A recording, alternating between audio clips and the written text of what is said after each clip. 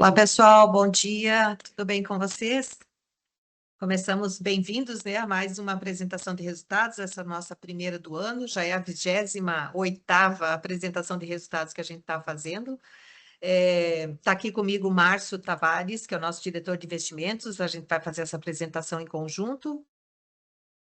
Bom dia, sejam bem-vindos. Isso aí, a gente aproveita já a oportunidade para desejar um feliz ano novo aí para todo mundo, né? Como este ano é sempre bom, a gente sempre renova aí as energias, né? E a gente aproveita então para desejar a todos um feliz ano novo. Eu vou compartilhar com vocês aqui a minha apresentação para a gente poder já dar início aos nossos trabalhos. Essa apresentação de resultados a gente faz ela a cada 3 meses, né?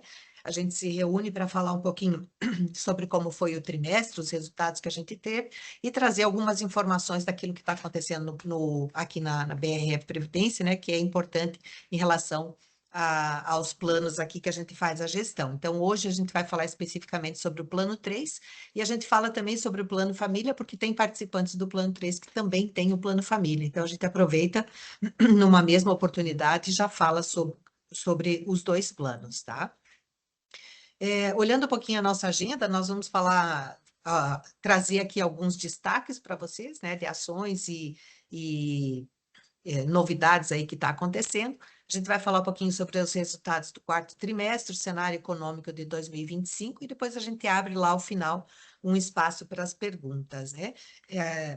Tenho aí pelo chat, eu tenho perguntas e respostas que vocês podem aí durante a apresentação ir encaminhando as perguntas, né? E aí depois lá no final a gente faz uma rodada para tirar dúvida, enfim, para esclarecer e para a gente bater um papo, né? E conversar um pouquinho. A gente sempre grava a nossa apresentação e deixa ela disponível aí por 30 dias, se alguém precisar rever, né? Vai ficar disponível no nosso site. E no final da apresentação, a gente disponibiliza também um link com uma enquete. A gente sempre faz essa enquete para que vocês, se tiver alguma informação, algum tema que vocês queiram que a gente traga aqui na apresentação de resultados, a gente, né, coleta esses dados e depois traz a informação para vocês aqui.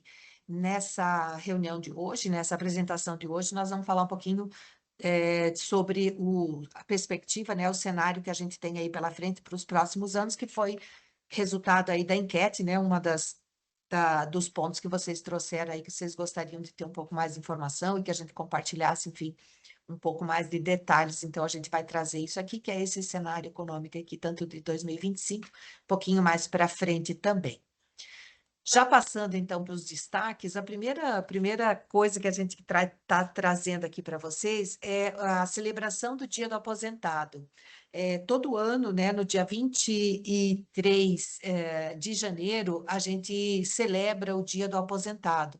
E junto com a ABRAP, que é a Associação Brasileira dos Fundos de Pensão, é, é organizado, né, uma homenagem que vai ser online, e para celebrar exatamente o reconhecimento de todas as pessoas que trabalharam durante toda a sua vida, né, e que agora estão desfrutando já dos benefícios aí da aposentadoria. Então, é uma forma da gente homenagear essas pessoas, da gente reconhecer o esforço que foi feito durante todo esse período, né, e a gente convida, então, a todos vocês para participarem desse evento que vai acontecer, então, como eu comentei, no dia 23 de janeiro, às 3 horas da tarde, no canal do YouTube da Abrap. É só pesquisar no YouTube, né? Colocar Abrap, e aí já vai trazer para vocês o canal deles, onde vai ter esse evento online, mas que vai ser muito significativo para a gente celebrar aí esse dia tão especial para a gente, né? Porque nós trabalhamos aqui, o fundo de pensão, ele existe exatamente para isso, né? Para a gente ter, cuidar das pessoas depois que elas encerram o ciclo laboral. Então, é uma oportunidade da gente homenagear os nossos participantes. E nesse evento que a Abrap organiza para homenagear o Dia do Aposentado, vai ter uma palestra especial com o Dr. Marcos Cabreira, que é aquele médico geriatra, né, bastante conhecido, e ele tem uma palestra super interessante sobre o bem-estar na aposentadoria. Ele fala um pouquinho tanto de qualidade de vida, né, longevidade, que é uma das coisas que são, a gente vê, né, com o avanço da medicina, né, os cuidados que a gente tem, né, a gente vive cada vez mais, a gente vive mais longe, né, a gente vive por mais tempo, então essa qualidade de vida durante todo esse período vai ser abordado nessa palestra especial com o Dr. Marcos Cabreira. Aqui tenho um QR Code, se você estiver com o celular na mão, quiser escanear, ele vai direto lá para a programação da homenagem, para vocês vão ver bem certo os horários da palestra, né? Os horários aí que vai ter a sessão aí de homenagens, tá? Então, a gente aproveita essa oportunidade que a gente está se reunindo aqui para convidar vocês para participarem nesse dia desse evento tão especial para nós, que a gente prepara aí junto com a Abrap com bastante carinho. O segundo tema que a gente traz aqui como destaque são as eleições 2025. Vocês sabem que na BRF Previdência a gente tem o Conselho Deliberativo e o Conselho Fiscal, e nesses dois conselhos, né, a gente tem representantes dos participantes. E o processo de eleição desses participantes, desses representantes, é a eleição direta, é pelo voto. Vocês efetivamente votam, né, para a escolha dos seus representantes. Então, nós divulgamos já o cronograma, no dia 17 de janeiro se encerrou o prazo para inscrição das chapas, né, com os componentes para o Conselho Deliberativo e para o Conselho Fiscal. No dia 7 vai ter a homologação. Depois, no dia 24 ao 27, vai ser o período efetivamente da votação. Vocês vão acessar o portal do autoatendimento lá da BRF Previdência. Lá vocês vão encontrar um link para votação e depois, clicando nesse link, vocês abrem, então, a janela onde vocês vão ter as informações, né, e a possibilidade de fazer o voto efetivamente por ali, tá? Então, a votação vai ser via o portal de autoatendimento lá da BRF Previdência. Se você ainda não tem cadastro no portal, é importante se cadastrar com antecedência, ou se às vezes não tem a senha, né, recuperar a senha aí para fazer o acesso, para que nesse período aí você esteja habilitado para fazer exercer, né, o seu direito de votar e escolher os representantes para os dois conselhos, que vai ser para o mandato de 2025 ao 2028, né? Então, essa é um momento também bastante especial para a gente aqui, onde a gente vai ter a composição, né, desses conselhos com os representantes, então, dos participantes sendo eleitos nesse período. Nós trazemos aqui também aonde que vocês, que é uma das perguntas que as pessoas nos fazem bastante, onde é que a gente encontra as informações para a declaração anual do imposto de renda, né? Porque vocês sabem que as contribuições que são feitas para o plano de previdência, elas são dedutíveis da base de cálculo do imposto de renda até o limite de 12% da renda bruta anual. Então, na primeira tela, quando vocês entraram, já tinha uma telinha ali com algumas informações, mas eu trago aqui para vocês um pouquinho mais detalhado para a gente fixar bastante, né? Através lá do autoatendimento no nosso site, BRF Previdência, lá no canto superior direito, vocês vão encontrar esse botão chamado Minha Conta, acessa o plano que vocês têm, então, no caso, vocês são plano 3, né? Acessa aqui o plano 3, vai informar o CPF e a senha, entra no portal, na lateral esquerda, no menu, vocês vão encontrar essas opções aqui. Então, atenção para que quem é aposentado já do Plano 3 vai selecionar essa opção, informe de rendimentos. Esse informe de rendimentos, ele funciona, é a informação dos benefícios recebidos, né? De quem já é aposentado. Às vezes tem um participante ativo que entra e clica em informe de rendimentos e ele diz que o participante não tem informação, tá? Porque esse informe de rendimentos, ele é para aposentados.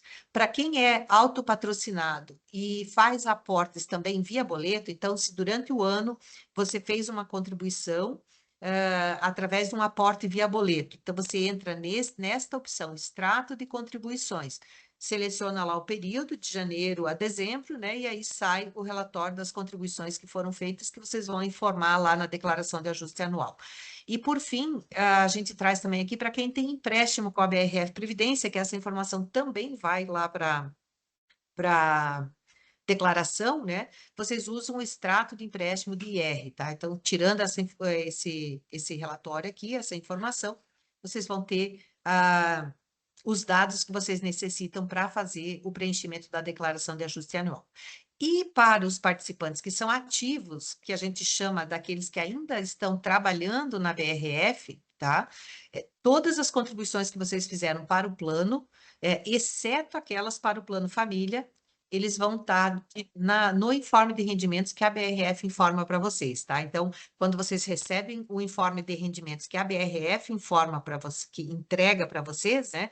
Lá no campo outras informações, vocês vão encontrar lá o CNPJ da BRF Previdência e o montante que vocês fizeram de contribuições que foi descontado em folha de pagamento, exceto as do Plano Família. Se você fez contribuição para o Plano Família, mesmo que ele tenha sido descontado na tua folha de pagamento, aí você tem que gerar lá o extrato de contribuição, tá? Então, o extrato de contribuição é para quem tem o Plano Família, tá? O Plano Família, o acesso dele também é a mesma forma. Você clica ali, vai colocar usuário, senha, tem o menu na lateral esquerda, extrato de contribuições, e aí você vai gerar o relatório das contribuições que foram feitas para o Plano Família durante o exercício de 2024, que para preencher a declaração de 2025, tá? Então, as informações vão estar disponíveis, seja no informe de rendimentos que a BRF fornece para quem ainda está trabalhando, e para os outros participantes, né, é através lá do autoatendimento, naquelas opções que eu mencionei na tela anterior. Para a gente poder fechar esse tema do imposto de renda, a gente está preparando para vocês em março. A gente ainda não tem uma data definida, mas a gente contatou o professor Heraldo Oliveira de Santos, que ele já fez um webinar aqui conosco falando sobre dicas, né, de como você pagar menos imposto de renda. A gente agora está trazendo ele de novo para ele dar dicas e orientações para o preenchimento da declaração de imposto de renda. Então, se vocês têm dúvida no preenchimento da declaração de imposto de renda, esse vai ser um momento designado para isso, né? Que a gente vai reservar um espaço aí, a gente depois vai divulgar com antecedência a data em que vai acontecer, mas a gente está preparando aí esse evento com o professor Heraldo para dar dicas para vocês e orientações sobre o preenchimento, então, da declaração do IR para esse ano de 2025. Ainda na linha de webinar, a gente também está preparando para vocês, agora no dia 20 de fevereiro, vai ser via Teams também, né? Um webinar que vai ser comigo e com o Márcio, onde a gente vai falar especificamente sobre investimentos, para trazer um pouco mais de conteúdo para vocês sobre como que funcionam os investimentos aqui na BRF Previdência. Então, aqui do lado eu coloquei alguns temas que a gente vai abordar, tipo, como que a gente decide aonde que a gente vai investir? Então, por que que a gente decide investir em renda variável, ou no exterior, ou renda fixa? Quanto que a gente investe em cada um desses segmentos, né? O que que significa um segmento de renda fixa? Por que que a renda fixa nem sempre é fixa? Por que que uma renda fixa pode dar resultado negativo, né? Tem uma rentabilidade negativa. Como que o que acontece lá na China, nos Estados Unidos, impacta os nossos investimentos aqui da BRF Previdência? Vamos falar um pouquinho também sobre risco, quais são os riscos dos investimentos, né, os principais, e também a tão famosa volatilidade, né, que a gente normalmente na apresentação aqui, o Márcio sempre traz esse tema, né, a gente fala aí sobre a volatilidade, que é um tema bem importante, e ele afeta bastante os nossos investimentos, né? Então, entendendo o conceito da volatilidade, ajuda vocês a entenderem, quando a gente traz aqui os resultados, consegue dar para vocês um subsídio, né, para vocês entenderem ou terem mais clareza de como que a gente faz os investimentos aqui e como é que são os resultados que a gente obtém, tá? Então, a gente está preparando alguma coisa especial, porque nesse evento que a gente faz com vocês da apresentação de resultados, o tempo acaba sendo um pouco limitado. Então, se a gente entra nesses detalhes mesmo sobre os investimentos, acaba que nós não conseguimos explorar o conteúdo da forma como ele precisa. Então, vamos trazer para vocês aí, se vocês tiverem interesse em participar, saber um pouco mais sobre como é que a gente está fazendo a gestão do recurso de vocês aqui, né, do seu plano de aposentadoria, a gente convida vocês para participarem. Indo aqui para o final dos destaques, a gente traz para vocês aqui, vocês sabem que todo ano a gente revisa a nossa política de investimentos, tá? Política de investimentos é um documento que ele está disponível para vocês, inclusive lá naquele menu, lembra quando vocês entram no autoatendimento que tem aquele menu à esquerda? Lá embaixo tem uma opção que chama Políticas de Investimentos. Lá vocês vão conseguir acessar esse documento e aonde a gente tem as estratégias de alocação, como é que a gente faz a alocação dos investimentos, em que percentual que a gente tem de objetivo de fazer essas alocações, né? Então, esse documento fica disponível para vocês. Ele cobre um período de 5 anos, então essa é de 2025 a 2029, e foi aprovada pelo Conselho Deliberativo lá no final de dezembro, e a gente agora disponibilizou para vocês. Algumas alterações que nós realizamos na política de investimentos, em termos de estratégia, foi a gente aumentar nossa exposição em renda fixa, dado, né, o cenário que a gente tem ainda pela frente, de taxas de juros mais altas, então estamos conseguindo comprar papéis títulos do governo com taxas atrativas, né? A nossa meta é IPCA mais 5 e a gente tem encontrado papéis aí IPCA mais 6 e alguma coisa, mais 7, né? Mas tem papéis aí bastante atrativos que vão entregar rentabilidade aí no longo prazo. Então, a gente expandiu a alocação objetiva aqui da renda fixa.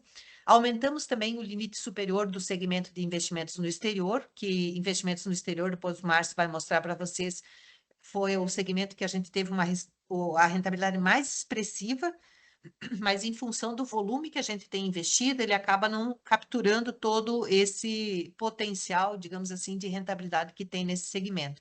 Então, fizemos essa alteração. Reduzimos a nossa alocação objetiva em renda variável está com bastante, e a gente tem aí ainda, né, uma bolsa bastante instável, né? A gente não vê uma perspectiva de crescimento expressivo da bolsa, então a gente acaba entendendo que papéis de renda fixa trazem um resultado melhor que o segmento de renda variável, então a gente está fazendo algumas mudanças nessa estratégia. Desculpa.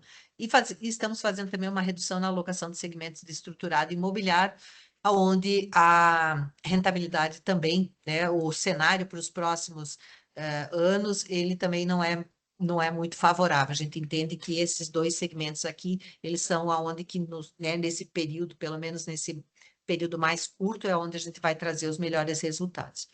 E também tem uma possibilidade, em função da alteração aí da legislação, da gente aumentar os títulos públicos que são atrelados à inflação, ou seja, resumindo aqui, a gente compra os papéis de renda fixa e marca eles na curva, que a gente vai explicar naquele webinar que eu comentei do dia 20, tá?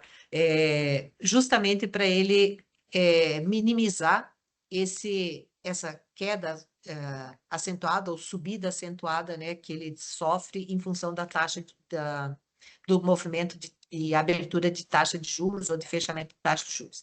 Então, a gente marca ele na curva e ele tem um comportamento de rentabilidade mais estável, né? Então, não tem muitos solavancos para cima ou para baixo, e isso também ajuda a gente a ter mais estabilidade em relação os resultados que a gente obtém. Não podíamos fazer até então, porque a legislação não permitia. Agora que a legislação permite, a gente está providenciando aí os estudos necessários, ver se é possível a gente fazer isso.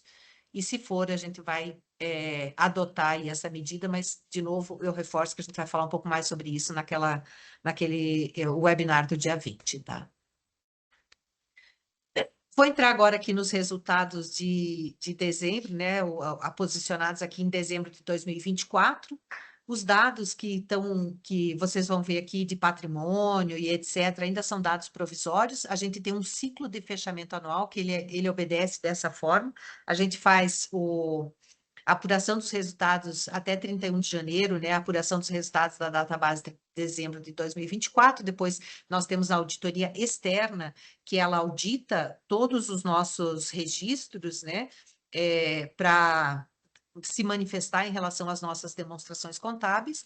Depois, com o parecer da auditoria, né, a gente encaminha tudo para o Conselho Fiscal, ele se manifesta também, se ele está de acordo com as demonstrações contábeis, vai para o Conselho Deliberativo, que é quem aprova, né? E depois, até o final do mês de março, a gente submete o nosso balanço, as demonstrações contábeis, etc., tudo para a Previc, tá? A Previc é o órgão que fiscaliza os fundos de pensão.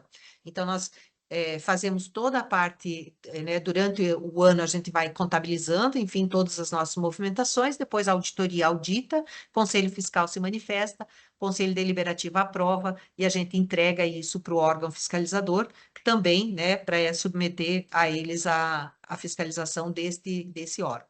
E até o final de abril a gente divulga, então, os resultados oficiais de todo o exercício de 2024 através do relatório anual de informações, tá? Então, na apresentação de resultados que a gente vai fazer com vocês lá no mês de abril, a gente vai falar já sobre essa divulgação dos resultados aí oficial, tá? Com os resultados aí do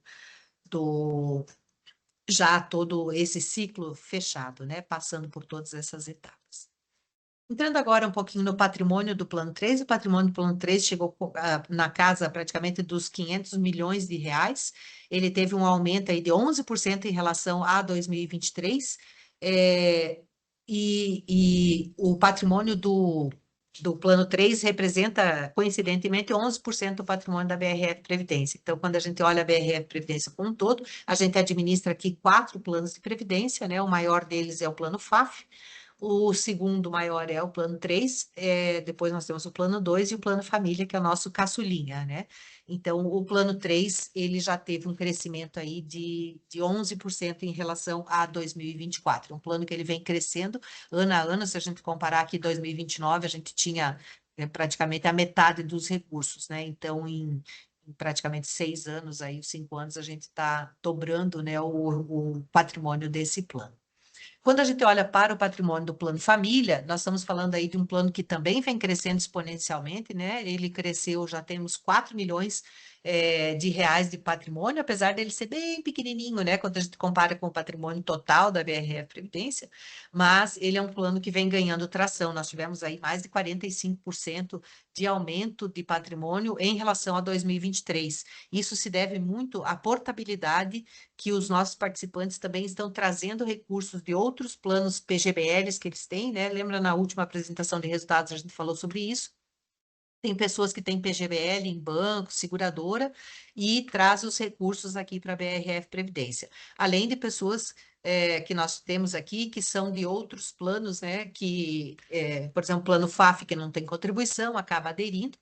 E a gente teve uma parcela grande aí de pessoas que aderiram também para os filhos, né, ou esposa ou marido que não tem plano de previdência, acaba entrando aqui no plano família. Então, essa é uma oportunidade bem, bem interessante. A gente só traz um destaque aqui para que a BR, quando a gente olha em termos de patrimônio, que a gente tem aí em torno de 4,7, 4,8 bilhões de reais do patrimônio da BRF Previdência, ela nos coloca na 40ª posição no ranking dos maiores fundos de pensão, ou nos fundos de pensão em ativo sobre gestão. Então, em recursos que a gente administra. São 229 fundos de pensão, são entidades fechadas de previdência complementar que fazem parte desse ranking, e a BRF Previdência está em 40º lugar. Então, a gente tem aí uma participação expressiva, né, nos segmentos aí de fundo de pensão, e isso para a gente é bastante, bastante relevante, né? Se a gente está falando aí de 230 entidades e a gente está em 40ª posição, nós estamos aí muito bem posicionados, né? Olhando para os dados de dezembro aqui do Plano 3, a gente recebeu mais ou menos 65 milhões em contribuições que entraram, né? A gente recebeu de patrocinadora da empresa e dos participantes. O nosso número de participantes, ele, no geral, ele caiu um pouquinho, mas a gente está com 35.211 já participantes. Institutos pagos, que são resgates e eventualmente portabilidade, 29 milhões, e tivemos de benefícios pagos, ele é um plano jovem ainda, né? O plano 3 é um plano bastante jovem. Nós temos aí poucos participantes ainda aposentados, né? E a gente pagou aí em torno de R$1 milhão em benefícios, né? Esse é um plano que ainda está em fase de acumulação de recursos, tá? Então, é um plano que ele tem mais entrada de contribuição do que pagamento de benefício efetivamente. O Plano Família, a gente já recebeu em 2024 em torno de R$700 mil de contribuição, a gente tem para quase 500 participantes, pagamos, em termos de resgate, 150 mil e 115 mil em benefícios pagos, tá? O plano... o plano família, ele tem uma carência de 3 anos quando você entra no plano. Você consegue só resgatar o recurso. Se você for aposentar, você pode aposentar antes dos 3 anos, mas se você for resgatar os recursos, aí você tem que ter uma carência que a legislação exige, que é de 36 meses. Como esse ano completou 36 meses, a gente teve vários participantes que acabaram também se movendo, né? Às vezes precisa do recurso ou acaba retirando para, enfim, filho entra na faculdade, etc., já começa a utilizar os recursos que acumulou, né? E aí, essa parte, então, dos resultados aqui da forma mais geral, né, de participantes e patrimônio, eu encerro aqui. Eu vou passar para o Márcio, que vai compartilhar com vocês aí a apresentação da parte de investimentos. Márcio, está com você. Obrigado, Rosane. Bom dia mais uma vez, pessoal. Eu vou compartilhar aqui a apresentação de investimentos, né? Como a Rosane já destacou.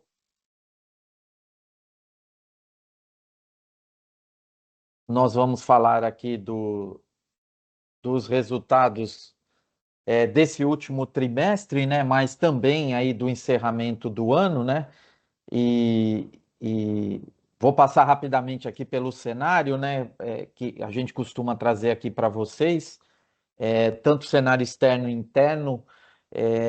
O que a gente viu de forma bem resumida aqui, tá, desses aspectos, é que o mercado se guiou aí praticamente o ano todo, né, em razão aí da política de juros nos Estados Unidos, né? A gente viu aí uma mudança muito radical, eu diria, né, do início do ano para o que a gente fechou o ano aqui em termos de política monetária, né? Ou seja, o papel que o Banco Central tem lá nos Estados Unidos, aqui também, em qualquer economia, né, de controlar a inflação, e a ferramenta que existe é a questão da taxa de juros, né, para fazer esse controle. O que a gente viu um cenário no início do ano aí de uma perspectiva de cortes, né, de juros na economia americana em um ritmo, né, em uma quantidade bastante expressiva. No início do ano era alguma coisa esperada aí perto de 5 cortes de juros, né, para a taxa de juros americana, e o que a gente viu acontecer aqui, na verdade, foram 2 cortes, e a perspectiva aí, né, quando a gente depois vai olhar para frente, é da gente ter ainda uma manutenção da taxa, ou mesmo aí até a perspectiva de aumento dessa taxa aí para os próximos anos, basicamente em relação aí, né, a preocupação agora do mercado para frente é com o novo governo dos Estados Unidos, né, as medidas que eles já vinham, o governo já vinha anunciando aí que poderia adotar, né,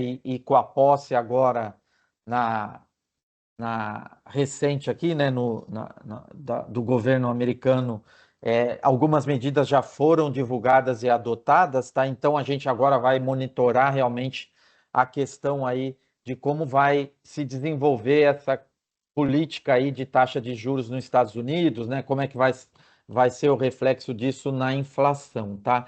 Então o grande vetor aí que os agentes de mercado monitoraram no ano passado, né?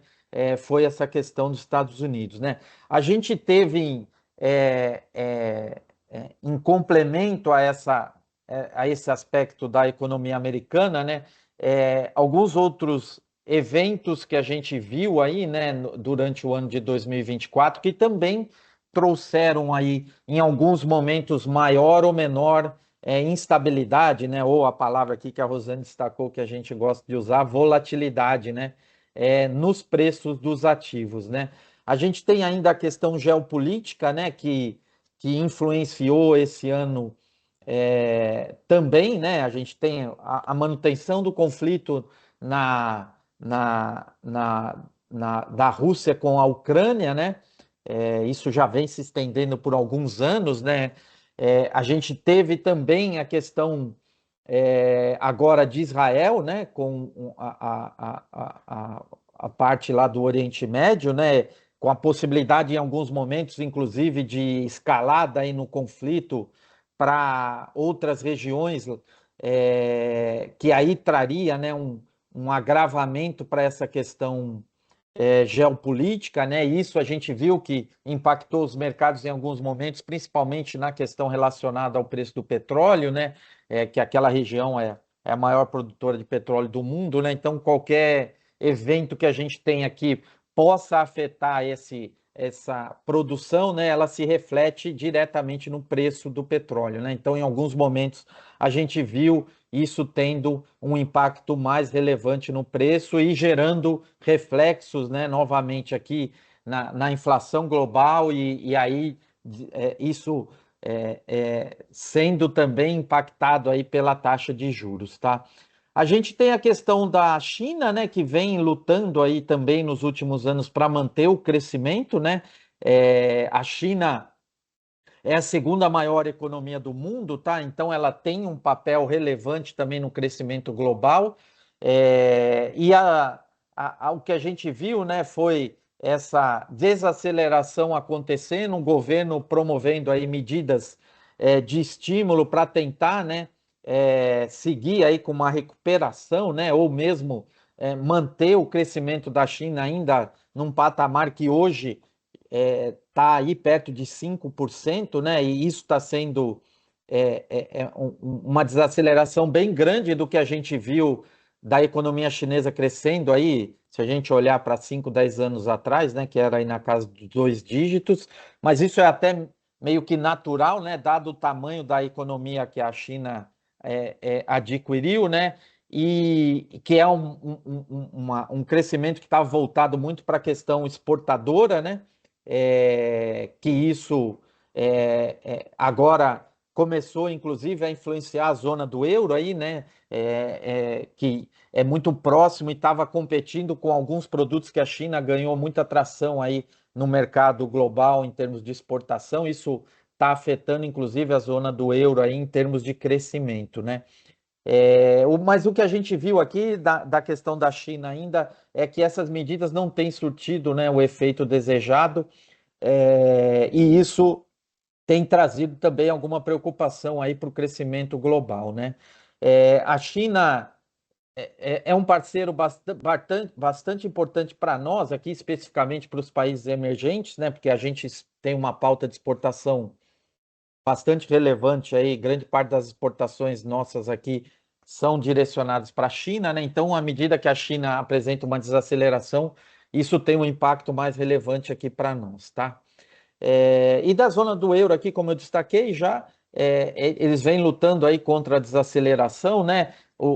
Eles já estão num processo de corte de juros aí em razão desse cenário de desaceleração da economia da zona do euro, né? E se a gente tiver um cenário mais adverso, seja aqui pelas políticas de taxação que o novo governo americano adote, ou questões que a China, né, também implantem lá na economia chinesa para combater até essa questão da taxação americana, isso pode ter um reflexo muito grande na zona do euro e eles ainda acelerarem esse processo de redução da taxa de juros, tá? Então, é isso mais ou menos que a gente, inclusive, vai olhar daqui para frente, tá? Em termos de cenário econômico externo. Quando a gente olha para o lado interno, né? A gente tem aí uma questão positiva aqui do Brasil, né, que olhando principalmente aqui para 2024, que foi a questão do crescimento, né, da economia. O país está com uma perspectiva de crescimento aí para esse ano de 2024, né, de perto de 3,5%, 3,3%, tá? Então é um crescimento bem robusto, né? Isso está sendo muito impulsionado aí pelos setores de serviço e do setor do agro, né? A indústria também apresentou uma recuperação e o consumo, né? Também é parte relevante desse processo de crescimento com impacto aí, principalmente das medidas de estímulo que o governo adotou durante o ano de 2024, né? A perspectiva para frente é de uma desaceleração desse crescimento, né? A nossa economia é o que a gente chama aqui de potencial de crescimento, ela é inferior hoje, né, a esse patamar de crescimento de 3,5, tá? A gente não tem uma estrutura para atender um crescimento desse por muito tempo, e a preocupação com essa situação, né, e a razão até dessa desaceleração do crescimento, motivada por esse aspecto que eu indiquei aqui, é o impacto que isso tem na inflação, né? E aí a gente já parte para os outros aspectos, né, que também direcionaram aqui o cenário econômico no Brasil, né? A gente viu uma mudança muito expressiva também aqui na política monetária do Banco Central aqui no Brasil, né?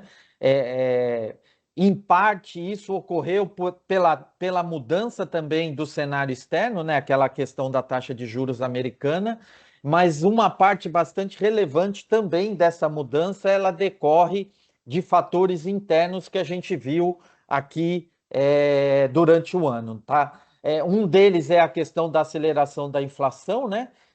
Que é uma meta do Banco Central também de controle, né? Aqui de manutenção aí do controle da inflação, tá? E, de novo, a ferramenta que o Banco Central tem para controlar o crescimento da inflação é a taxa de juros, tá? E um outro, e aí aqui só para ilustrar, né? No início do ano também a gente tinha uma perspectiva aí de corte de juros bem acentuada, né? Isso veio acontecendo até mais ou menos o finalzinho ali do primeiro semestre, quando a gente teve essa mudança do cenário externo e a questão fiscal, né? Começou a impactar fortemente aqui o preço dos ativos, né? Em razão das medidas que o governo adotou aí de estímulo, né? Falta de controle dos gastos e aumento das despesas, né? Com essas medidas de estímulo para o crescimento aí da economia, tá? E isso trouxe muita volatilidade, né?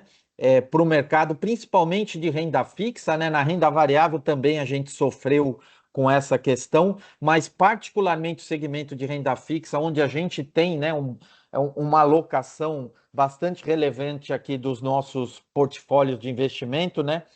Ela foi impactada negativamente, né? A gente encerrou o ano aqui com uma taxa de juros de 12,25, né? De novo, a gente tinha uma perspectiva de encerrar o ano aqui com uma taxa em queda, né? Mas a gente, pelo contrário, fechou o ano nesse patamar aí bastante elevado e já tem indicado aí mais duas taxas de juros, né? Dois aumentos de taxa de juros para as próximas reuniões que vão acontecer agora ainda no primeiro trimestre, tá? Então, já está dado aqui que a gente provavelmente aí no primeiro trimestre deve atingir 14,25%. O mercado, né, já precifica um patamar ainda mais elevado de taxa de juros, tá? Para esse ano, particularmente, a gente já está vendo as taxas de juros futuras aí acima de 15%, tá? E o impacto disso, né, realmente a gente tem aqui, né, o reflexo dessa volatilidade ou dessa oscilação de preços no desempenho das nossas carteiras, tá? E aqui eu já vou aproveitar, né, para destacar que diante desse cenário de abertura de taxa de juros, né, a gente tem uma parcela aqui relevante da carteira que está exposta às NTNBs, né, que são os títulos públicos de inflação que a gente tem aqui de mais longo prazo, né? Essa, inclusive, é a nossa meta aqui de rentabilidade para o plano, tá?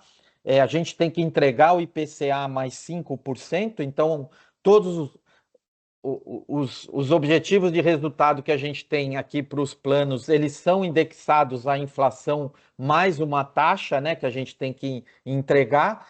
E no caso aqui nosso da carteira, né, particularmente aqui da renda fixa, a gente teve um resultado impactado aí por esse cenário de volatilidade bem inferior à nossa meta, tá? que foi de 10% aqui, 10,09, 10,08 aqui, a meta de resultado para o plano, tá? A gente usa essa meta para o segmento de renda fixa, né?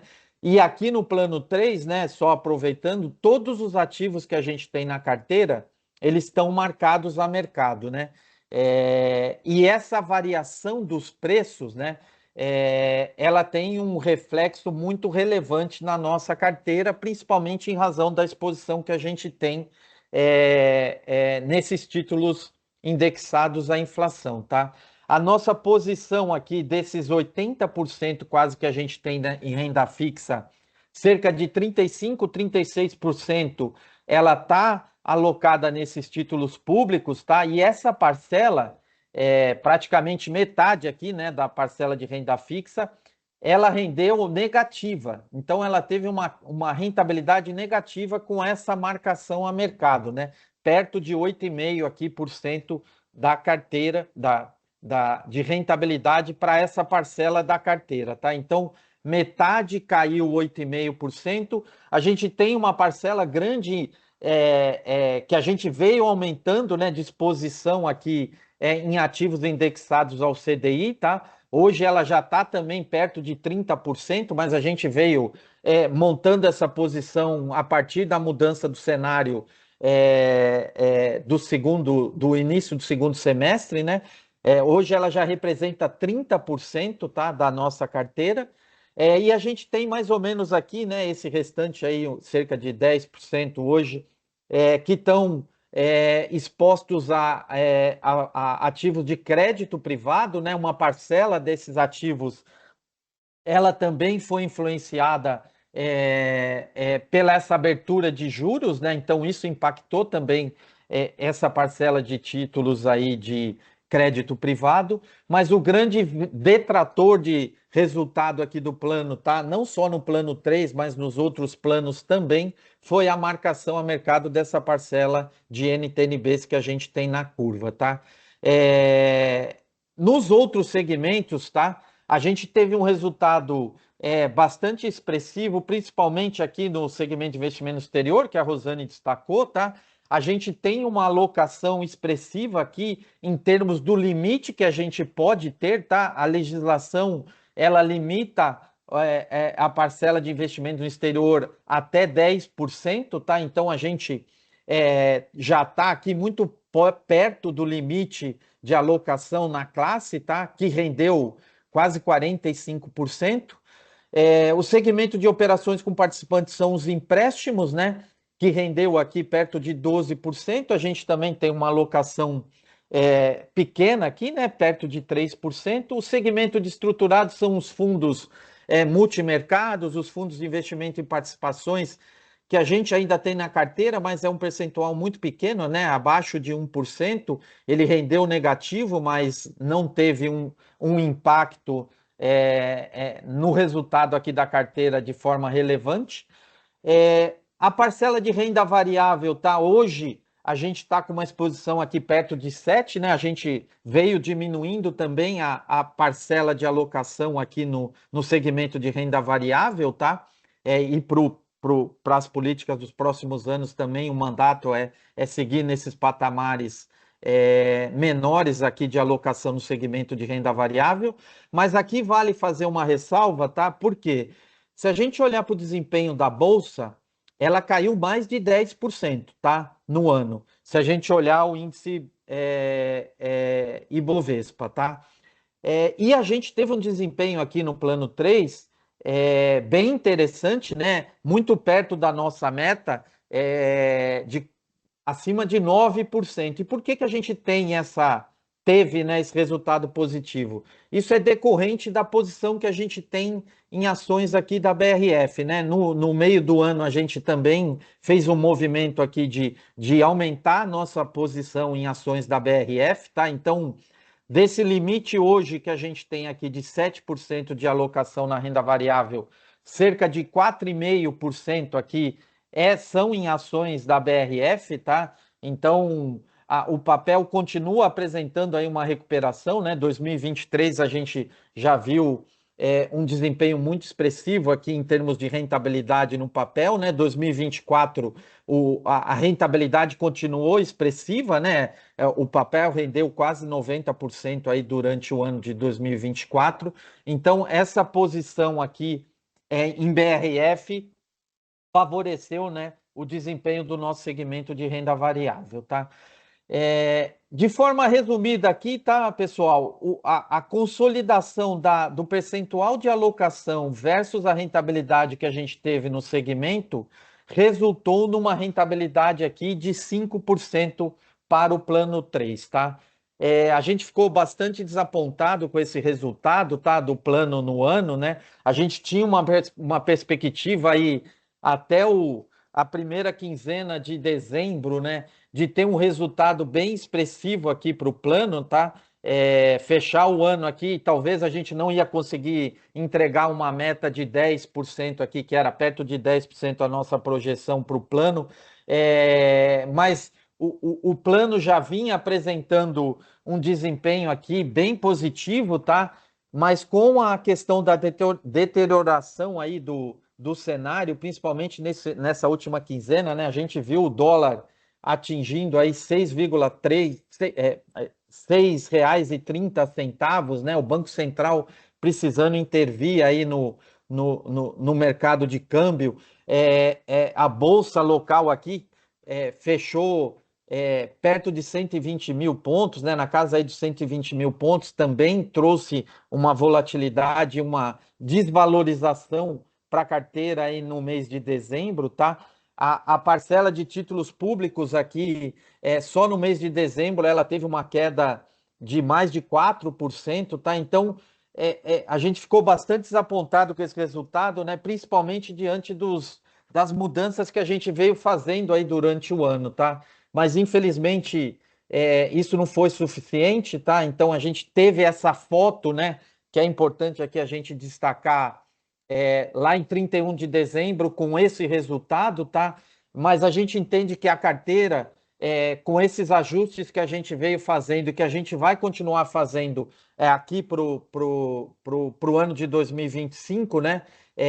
Ela vai trazer aí de volta os resultados que a gente viu, por exemplo, em 2023, né? Se vocês lembrarem aqui, o plano rendeu mais perto de 15%, né? Em 2023, tá? A gente está num patamar ainda muito elevado de taxa de juros aqui para fins de investimento, tá?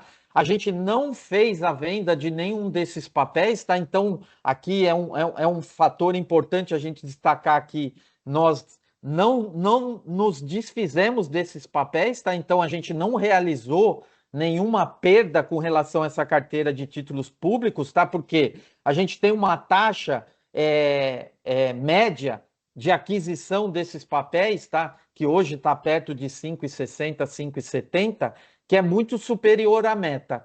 E como a Rosane mencionou, né? A gente tem a possibilidade agora de adquirir novos ativos que estão num patamar interessante aqui para o plano, né? A gente está com taxas aí entre 7,5% e 8%, dependendo do momento, tá? Que a gente vai poder adquirir para o plano 3 e marcar esses ativos na curva, né? Essa é uma taxa que vai ser bastante importante, porque ela é muito superior à nossa meta, tá? Que é de 5%. Então, a gente adquirindo aí taxas ativos nesses patamares, a gente vai estar aí com quase 150% aí da meta, né? Garantida, tá? À medida que a gente tiver a possibilidade de seguir com a aquisição desses títulos, tá? E o outro lado é que também a gente vai poder pegar essa mesma carteira que hoje está marcada aí a mercado também nesses patamares, tá? E verificar se a gente pode congelar, né? Parte desses ativos para diminuir também a volatilidade. Então, a perspectiva que a gente tem aí para frente, tá? Ela é bastante positiva à medida que a gente vai conseguir diminuir a volatilidade da carteira aqui e essas desvalorizações que a gente tem, né, no decorrer aí do prazo dos ativos, tá? Quando a gente olha aqui um horizonte de 24 e 36 meses, né? Aqui eu já falei dos 12 meses, né? A rentabilidade foi de 5 contra uma meta de 10%, tá? O CDI teve aqui um retorno aqui médio, né, no ano de 10,89 contra a poupança de 8,2, tá? 24 meses a gente está aqui acima da meta, tá? Estamos um pouco abaixo aqui do CDI, né? E superando também a poupança, tá? A gente está trazendo só alguns indicadores aqui para complementar a comparação, tá? Quando a gente olha 36 meses aí, a gente já está um pouco mais distante da meta aqui, né? 24 contra 34. O CDI realmente nesses patamares de juros aí que a gente está vendo, né? Ele abriu bastante aqui em termos de rentabilidade quando a gente pega um ano, né? Já está aqui na casa de 40%, e a poupança aqui também muito próximo do resultado do plano em 36 meses, tá? Falando do plano família, o raciocínio é o mesmo aqui, tá? Que eu falei do plano 3, né? A renda fixa aqui, o plano 3 tem só uma particularidade, né? A nossa meta de rentabilidade para o plano, ela é indexada ao CDI, né? A gente tem até uma meta bem agressiva para o plano família aqui de render 110% do CDI líquido, tá? A gente conseguiu entregar esse resultado no ano aqui de 2024 para o plano, tá? E o raciocínio aqui é o mesmo, como eu disse, né? Todos os segmentos aqui apresentaram uma rentabilidade bastante expressiva, né? Principalmente aqui no exterior e na renda variável, que a gente também colocou uma posição aqui de ações da BRF num plano família mais expressiva, né? Com aquele movimento que a gente fez também nos outros planos, tá? Isso rendeu 12,32% no plano família em 2024, tá? A gente tem majoritariamente a nossa alocação aqui, tá? Ela se encontra no segmento de renda fixa, tá? E grande parte desses ativos aqui, eles estão atrelados ao CDI, tá? Então, apesar do desempenho aqui da renda fixa ficar abaixo dos outros planos, né, dos outros segmentos, o resultado consolidado ele foi acima da nossa meta, tá? Então, para fins de comparação de novo, né, a gente tem que entregar 110% do CDI aqui, que deu perto de 12, nós entregamos 12,32, o CDI aqui e a poupança. Quando a gente olha 24 meses, a gente fica um pouquinho abaixo da meta, mas ainda conseguimos, né, superar aqui o CDI e a poupança. Em 36 meses, a gente tem aqui um resultado um pouco abaixo da nossa meta, tá? Muito perto do CDI, acima da poupança, porque aqui a gente ainda tem o impacto do mercado lá em 2022, que foi um ano bastante difícil, né? Assim como a gente teve nos outros planos. Impactando esse horizonte de mais longo prazo, tá? Aqui é importante destacar, tá, que uma das mudanças que a gente também fez aqui para o Plano Família, dado esse cenário de muita incerteza e volatilidade que a gente viu nos últimos anos, né, com a abertura da taxa de juros, a gente está fazendo um ajuste na meta aqui para o ano de 2020, para as políticas de investimento, né, do ano de 2025 até 2029, mudando a meta de 110% do CDI para uma meta de 103% do CDI, tá? Esse cenário de muita instabilidade, muita volatilidade, para que a gente consiga entregar uma meta de 110%, o que a gente viu é que seria necessário a gente correr muito risco aqui, tá? E quando a gente corre risco, o resultado ele pode ser expressivo, mas ele também pode ter um impacto negativo em razão da marcação a mercado e impactar o resultado, né, influenciar o resultado daquela classe, né, ou do próprio desempenho da carteira naquele período, tá? Então a gente propôs aqui de alterar a meta para 103% para os próximos, para as próximas políticas, para os próximos anos aqui na política de investimentos, tá? Aqui, Rosane, eu encerro a minha parte, passo para você e depois estou disponível para as perguntas, tá? Valeu, Márcio, obrigada. Vou compartilhar um último slide com vocês, então, que a gente vai falar só uma pincelada geral, o que que a gente está vendo aí para os próximos... Opa, peraí que eu acho que eu posicionei aqui. Só um instantinho. Deixa eu colocar aqui.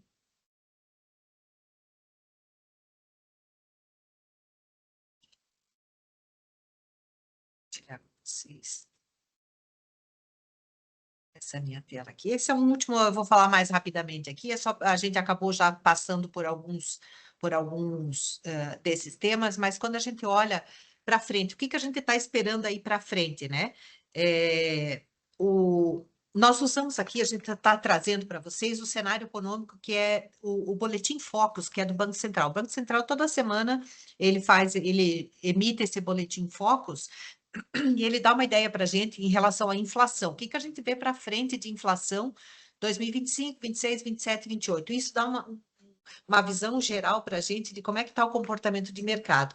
E ele também olha, ele dá indicações para a gente se essa projeção que ele está fazendo desses resultados, ela se mantém constante ou se ela vai sofrendo oscilações, tá? Então, a gente olha alguns cenários aqui que é da inflação, como é que vai se comportar a inflação, como é que vai se comportar o crescimento do país, né, que é medido pelo PIB, o câmbio, que é a moeda, o dólar, né, em relação ao real, e a Selic, que essa aqui é a taxa básica de juros da economia, né? Então, quando a gente olha em relação... E esse ponto a gente está trazendo porque ele veio lá da enquete, tá? Que a gente fez, vocês responderam. A gente está trazendo isso para a gente atender esse ponto aí da enquete. Quando a gente olha para a inflação, a gente está vendo ainda para 2025 uma inflação ainda pressionada, né? Você vê, a gente está aí rodando a casa dos 5, essa é a previsão para o fechamento de dezembro de 2025. O Banco Central está projetando uma inflação de 5, começando uma queda de inflação a partir de 2026, e aí 27 e 28 ela volta, né, para uns patamares aí na casa dos 3,5, que é digamos assim, voltando eventualmente a uma normalidade. Mas o que a gente vê aqui é uma inflação ainda resiliente, apesar dos esforços que o governo tem feito para controle da inflação, né, acaba que as medidas, elas não, na prática, elas demoram para se converter efetivamente em ação que traga a inflação efetivamente para baixo, né? Então, com inflação alta, isso é a nossa meta é inflação e mais uma rentabilidade real. Então, quanto maior a inflação, mais pressionada fica a nossa meta, né? Porque ela tem esse percentual que ele acaba agregando em cima, então a meta de inflação mais inflada, ela acaba trazendo para a gente um desafio maior em termos de rentabilidade, mas a gente vê aí para frente, né, uma perspectiva aí para os próximos anos de acomodação. Então, esse ano ainda a gente vai ter algum impacto, né? E olha só que interessante, né? O comportamento vem crescendo. Há 4 semanas atrás, o Banco Central achava que em 2025 a inflação ia chegar em 4,84. Há uma semana atrás, ele achava que ia ser 5%. E agora, que foi no dia 20 de janeiro, ele já acha que é 5,8. Então, para vocês verem que, mesmo, né, com as medidas sendo tomadas pelo governo, ele ainda vê a inflação com, né, um pouco mais de dificuldade de você fazer que as medidas que sejam tomadas tragam isso para façam com que a inflação converja para a meta, né? Convirja. Em relação ao PIB, que é o crescimento do país, ele mede quanto que o país está crescendo, né? Então, aqui é um indicador que ele está mais estável em relação à previsibilidade do governo em relação ao crescimento, né? A gente vê aqui crescendo 2,4, 1,7 em 26, 2, 2, né? O que a gente tem aí pela frente. Então, não tem um crescimento muito acelerado, mas também não tem um crescimento negativo, né? É importante a gente ter aí manter o país num ritmo de crescimento, mas ainda assim de uma maneira mais estável, né? Quando a gente olha para o dólar, o que que a gente vê pela frente? O dólar bem resiliente, bem difícil de baixar dessa casa dos 6, apesar, né, o Márcio comentou aí que no final do ano o Banco Central teve que intervir, teve que vender dólar, né, para puxar ele para baixo, mas a gente vê ainda essa manutenção dessa taxa de câmbio até 2028. Então, por isso que quando a gente fez aquela estratégia também para mercado externo, né? Lembra que nós falamos lá na alteração de política de investimentos, a gente vê que o dólar ainda fica. E isso acaba pressionando, né? Ele é favorável para quem exporta em dólar, né? Mas por outro lado, a gente tem uma parte da nossa que a gente utiliza de importação, né? Que acaba pressionado também por esses valores.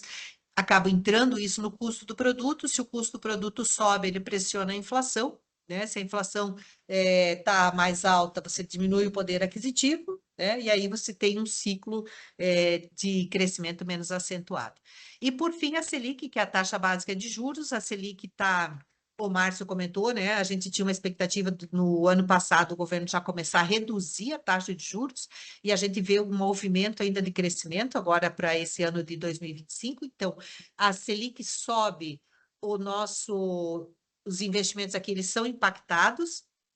De novo, eles são impactados em relação à marcação a mercado. Se a gente fosse vender hoje esses títulos, como a taxa de juros subiu, eu tenho uma determinada taxa de juros, né, que ela acaba tendo uma rentabilidade negativa, né?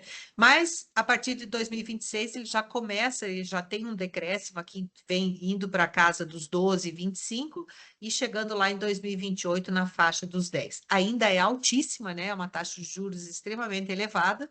Se vocês lembram, acho que 2020, né, Márcio, que nós estava aí com uma taxa de 2%, né? Então, de 2020, com taxa de 2% da Selic, imagina, e agora, né, a gente está na faixa de 15%, e com uma expectativa aí de 2028 de 10%. Se houver a manutenção da Selic ou essa queda, ela é favorável para a BRF Previdência, tá? Ela é favorável para os resultados de investimentos. O aumento é desfavorável. O aumento faz com que a nossa rentabilidade diminua. A queda, a manutenção da taxa e a queda são favoráveis, faz com que a gente tenha, né, uma rentabilidade mais maior, tá? Então, assim, de uma forma bem geral, para a gente finalizar aqui a nossa apresentação, né? A gente está aí falando de um cenário ainda bastante desafiador pela frente, mas com alguma questão já, né, de trazendo aí para estabilização a partir de 2026, a gente já tem alguma sinalização mais positiva. Vai ser um ano desafiador, a gente entende que esse crescimento ainda da taxa da Selic, ela não deve impactar de uma forma tão expressiva, porque ela já subiu bastante nesse período anterior, então a gente já sofreu o impacto, né? E, como o Márcio falou, como a gente não se desfaz do papel, a gente acaba não tendo a perda efetivamente, tá?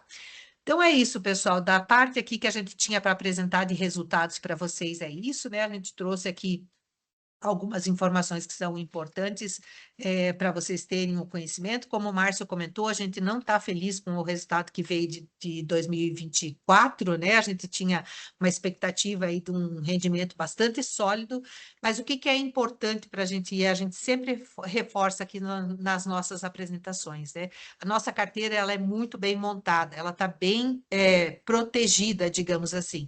A questão é quando você tira uma foto sobre se você fosse vender todos os teus ativos, todos os teus papéis naquele determinado momento, quanto que eles valeriam naquele momento, tá? É isso que é a nossa rentabilidade que é apurada. Como a gente está cuidando de vocês por um período bastante longo, né, que vocês estão fazendo a acumulação dos recursos, e isso vai servir para a aposentadoria, né, isso acaba tendo um impacto no longo prazo bastante favorável. Como o Márcio falou, a gente tem papéis aí rendendo até 2025, 2050, aí rendendo na casa dos inflação mais 6, 7, né? A gente comprou alguns papéis aí a 8 também. Então, a gente tem certeza que a gente vai entregar o resultado. E ainda assim, a gente reforça para quem é participante, né? Só o fato para quem é participante ativo, que ainda está contribuindo, que está trabalhando na empresa. Só o fato da empresa fazer uma contribuição de 100%, se você vai investir isso, você diz, o plano de previdência não é interessante. Só o fato de receber essa contrapartida da patrocinadora, né, ela já é um estímulo para você manter e fazer o teu plano previdenciário. E a gente consegue entregar esses resultados, né? Então, por isso que a gente reforça o convite para vocês participarem no dia 20 de fevereiro, onde a gente vai explicar melhor especificamente sobre os investimentos, né? A gente tem uma sequência, ordenamos os assuntos para que eles sejam mais fácil de entendimento, tá? Bom, a Rose colocou aqui no chat para vocês no PIR, tá? Que é a perguntas e respostas aqui, o link para vocês responderem a enquete, para vocês trazerem outros temas que vocês queiram que a gente aborde aqui na apresentação, no próximo trimestre, né? Fiquem à vontade, então, para fazer a avaliação da apresentação e também para trazer nessa ideias que vocês queiram, né? Ou temas que vocês queiram que a gente aborde aqui. Não temos nenhuma pergunta, no chat não, aqui no Perguntas e Respostas também não. Então, a gente encerra a nossa apresentação por aqui. Agradecemos muito o fato de vocês estarem aqui conosco, né, participando.